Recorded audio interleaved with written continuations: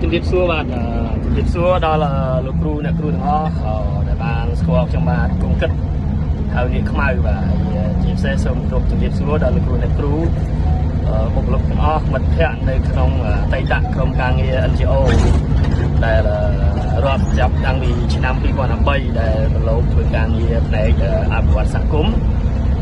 ដោយផ្ដោតទៅលើវិស័យកសិកម្មជាចម្បងបាទតែមនុស្សទៅលើវិស័យទីផ្សារវិស័យការលក្ខណៈម្រករួលផ្សេងបាទហើយសូមជម្រាបសួរតាមរយៈវីដេអូដ៏ខ្លីនេះហើយផ្ញើនៅក្តីនឹកលឹកក្តីស្រឡាញ់និងជូនចំពោះលោកគ្រូអ្នកគ្រូបុគ្គលិកទាំងអស់ដែលស្គាល់ខ្ញុំបាទហើយបើសិនជាអស់លោកស្រីលោកគ្រូអ្នកគ្រូបុគ្គលិកទាំងអស់បានឃើញវីដេអូនេះហើយសូមផ្ញើក្តីរលឹកមកខ្ញុំបាទវិញតាមរយៈការ comment ឬក៏ call ឬក៏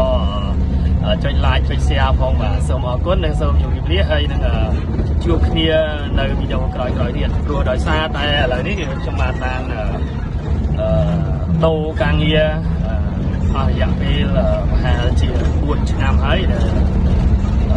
បានបែកពីលោកអ្នកគ្រូហើយនៅតំណែងតាមទូរស័ព្ទខ្លះបាទអញ្ចឹងអរគុណច្រើនគ្រប់ជូនពរលោកគ្រូអ្នកគ្រូបុគ្គលិកទាំងអស់បាន